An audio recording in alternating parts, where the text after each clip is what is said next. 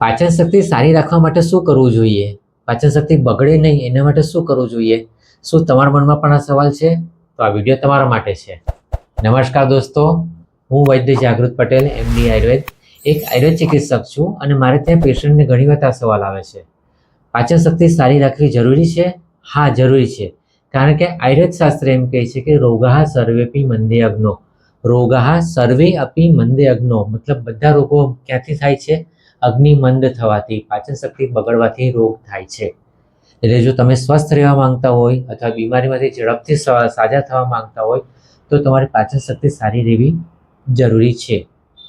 એટલે પાચન શક્તિ સારી રાખવા માટે ખાસ ધ્યાન રાખવું જોઈએ. અને બીજી રીતે હું એમ કહું તો જો વ્યક્તિ સ્વસ્થ રહેવા માંગતો હોય તો એને પાચન શક્તિનું ધ્યાન રાખવું જોઈએ.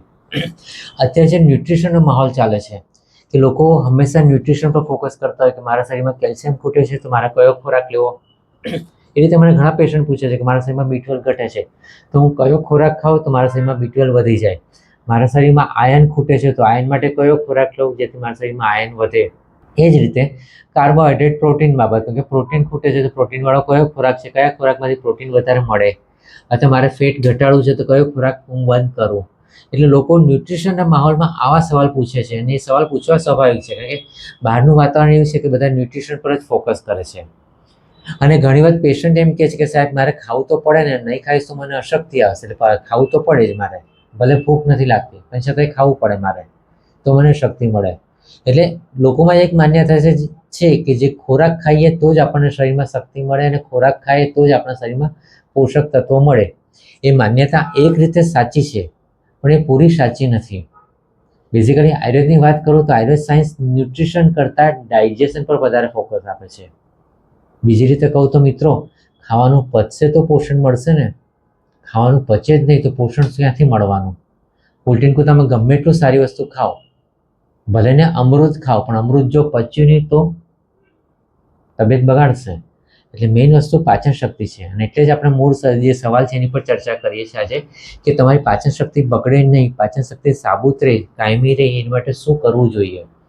એટલે મૂળ વસ્તુ જરૂરી છે પાચન શક્તિ રહેવી જોઈએ. તો પાચન શક્તિ રાખવા માટે, પાચન શક્તિ બરાબર રાખવા માટે શું કરવું જોઈએ? આ ટોપિક બહુ મોટો છે, કદાચ ઘણા લાંબો વિષય પર આપણે ચર્ચા કરી શકીએ. આ વિષય પર આપણે ઘણી લાંબી ચર્ચા કરી શકીએ, પરંતુ અત્યારે હું તમને થોડાક મુદ્દા હાઇલાઇટ કરી દઉં છું જેથી તમે એની પર ધ્યાન આપી શકો. એક તો પાચન શક્તિ સાચવવી જરૂરી છે કારણ કે તમે જે ખોરાક ખાઓ છો એ ખાવાનું પચે તો શરીરને પોષણ મળશે, તો તમને એનર્જી મળશે. એટલે પાચન શક્તિને સાચવી રાખવાની છે. તો એના માટે પહેલો નિયમ છે કે ભૂખ લાગે ત્યારે જ ખાવું ને ભૂખ કરતાં 25% ઓછું ખાવાનું. ભૂખ નથી લાગીને પરાણે ખાશો તો પાચન શક્તિ બગડશે અને ભૂખ કરતાં વધારે ખાધું તો પણ પાચન શક્તિ બગડશે. એટલે નિયમ યાદ રાખવાનું કે ભૂખ લાગી હોય તો જ ખાવાનું. ઘણી વાર લોકો ભૂખ નથી લાગતી હોતી પણ છતાંય ટાઈમ થઈ ગયો ખાઈ લો, અથવા અત્યારે નહીં ખાઈશ તો પછી મને ભૂખ લાગશે ત્યારે હું શું કરીશ એટલે અત્યારે ખાઈ લો. એટલે ભૂખ નથી લાગીને પરાણે ખાતા હોય છે તે તમારો રોગ બગાડે છે. ભૂખ નથી લાગીને પરાણે ખાશો એટલે પેટ ભારે લાગે, બેચેની થાય, ગેસ થાય, ગભરામણ થાય, એસિડિટી થાય, બધી પ્રક્રિયાઓ ચાલુ થઈ જાય બગડવાની. એટલે ભૂખ લાગે તો જ ખાવાનું છે. બીજી વસ્તુ, ભૂખ દરેક સિઝનમાં અલગ અલગ લાગતી હોય. શિયાળો હોય છે તો શિયાળામાં ભૂખ વધારે લાગે તો એ ભૂખ પ્રમાણે તમે ખોરાક ખાઈ શકો. ઉનાળો છે ને ચોમાસું છે ત્યારે ઋતુ પ્રમાણે ખોરાકનું પ્રમાણ વધઘટ થવાનું જ છે કારણ કે ઋતુની અસર આપણા શરીર પર થાય એની કારણે પાચન શક્તિ ચેન્જ થતી રહી. તો પાચન શક્તિ પ્રમાણે તમારા ખોરાકની ક્વોન્ટિટી રાખવાની. દરેક ઋતુમાં એક સરખો ખોરાક ખાઈ ન શકો. દરેક ઋતુમાં એક સરખો ખોરાક તમને માફક પણ નહીં આવે અને તમારા શરીરની નુકસાન પણ પહોંચાડશે. ઋતુ પ્રમાણે ખોરાકમાં ફેરફાર રાખવાનો, ઋતુ પ્રમાણે ખોરાકની ક્વોન્ટિટી ચેન્જ કરતા રહેવાનું, તો તમારી પાચન શક્તિ સચવાઈ રહેશે. એ ઉપરાંત અમુક ઋતુમાં હલકો ખોરાક ખાવાનો હોય છે, ખાસ કરીને દળેલી વસ્તુ, પિસ્તાન જે લોટવાળી વસ્તુ છે તમારે અમુક ઋતુમાં ખાવાની નથી હોતી. જેમ કે ચોમાસાની ઋતુમાં દળેલી વસ્તુ નથી ખાવાની. એ જ રીતે શરદ ઋતુ છે, ચોમાસાની પછી જે શરદ ઋતુ આવે છે ત્યારે પિસ્તાનનું ન ખાઈ શકાય. અને પર્ટિક્યુલરલી શિયાળામાં જ્યારે પાચન શક્તિ સારી છે ત્યારે તમે દળેલી વસ્તુ ખાઓ તો વાંધો નથી, તમને પચી જશે.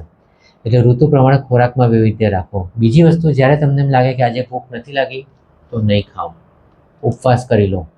ઉપવાસ કરશો તો એ તમારું પાચન તંત્ર વધારે સાચવશે અને પાચન તંત્ર સચવાશે તો તમારું આરોગ્ય સારું રહેશે. એટલે ભૂખ નથી લાગી તો નહીં ખાવાનું, જરૂર નથી. બીજી વસ્તુ, જ્યારે એમ લાગે કે આજે અપચો છે, અપચોને રિકવર કરવું છે, તો તમે હુંફાળું ગરમ પાણી, નવશેકું ગરમ પાણી પીવાનું રાખો, તો એનાથી તમારી પાચન શક્તિ રિકવર થશે અને જે અપચો થયો છે એ પચીને નીકળી જશે. એ અપચો તમારે થયો છે તે પ્રમાણે તમે હુંફાળા ગરમ પાણીનો ઉપયોગ કરી શકો, અથવા તો સોંઠવાળા ગરમ પાણીનો ઉપયોગ કરી શકો. જો ગેસનું પ્રમાણ વધારે હોય, પેટ ભારે લાગતું હોય, આફરો ચડ્યો હોય, તો અજમાવાળું ગરમ પાણીનો પી શકો. એવી રીતે અલગ અલગ ગરમ પાણીનો ઉપયોગ કરો તો તમારી પાચન શક્તિ જાળવવામાં તમને મદદરૂપ થશે. એ ઉપરાંત પાચન શક્તિની પ્રક્રિયા આપણા મન સાથે જોડાયેલી છે. આચાર્ય ચરકે મીમાંસાના 3જા અધ્યાયમાં ખાસ આગ્રહપૂર્વક કીધું છે, માત્રયાભ્યવૃતમ પથ્યમ ચાન્નમ ન જીર્યતે ચિંતા શોક ભય ક્રોધ દુઃખ શય્યા પ્રજાગરેહિ. માત્રાપૂર્વક ખાધેલો પથ્ય અન્ન, મતલબ તમને માફક આવે તેવો ખોરાક તમે પ્રમાણસર ખાધું હોય તો પણ એ ન જીર્યતી, એ પચતો નથી. કારણ ચિંતા શોક ભય ક્રોધ. મન અપસેટ હશે તો ખાવાનું પચશે નહીં. એટલે મન પ્રફુલ્લિત રાખવું જોઈએ. એવું તમે ઘણી વખત ઓબ્ઝર્વ પણ કર્યું હશે મિત્રો, કે જ્યારે બહુ ભૂખ લાગી હોય પણ છતાંય કંઈ દુઃખદ સમાચાર સાંભળવા મળે તો તમારી ભૂખ મરી જશે. અથવા તમે ગુસ્સો આવ્યો હોય, એકદમ ગુસ્સામાં મગજ ગરમ હોય ને તે ટાઈમે ખાવા બેસો તો એસિડિટી વધી જશે. તો આ ચિંતા શોક ભય ક્રોધ, આ જે મનના ભાવ છે, મનના ભાવ પર કંટ્રોલ રાખવો જરૂરી છે. તો તમારી પાચન શક્તિ જળવાશે અને ખાધેલું પચશે. એ જ રીતે દુઃખ શય્યા અને પ્રજાગરેહિ. જો તમારી પથારી વ્યવસ્થિત ન હોય, રાત્રે સુવાની પથારી વ્યવસ્થિત ન હોય અને રાત ઉજાગરા થયા હોય તો પણ ખાધેલું પચી નહીં, તમારી પાચન શક્તિ બગડશે. તો મિત્રો, આવા ઘણી નાની નાની વસ્તુ છે જે તમારી પાચન શક્તિ જાળવી રાખવા માટે જરૂરી છે. એ ઉપરાંત ધારો કે તમારી પાચન શક્તિ બગડી છે તો એને રિકવર કરવા માટે તમે કસરત કરી શકો, પણ એ ખાલી પેટે કરવાની છે. ખાલી પેટે કસરત કરશો તો એ તમારી પાચન શક્તિ સુધારશે અને શરીરમાં સ્ટેમિના વધારશે. તો આવી રીતે નાના નાના ઉપાય કરીને તમારી પાચન શક્તિ તમે જાળવી શકશો. તો મિત્રો, આજે એટલું જ. આ વિડીયો તમને કેવો લાગ્યો મને જણાવો. મારી ચેનલને લાઈક કરો, સબસ્ક્રાઈબ કરો અને તમારા મિત્રો સાથે શેર કરો. નમસ્કાર.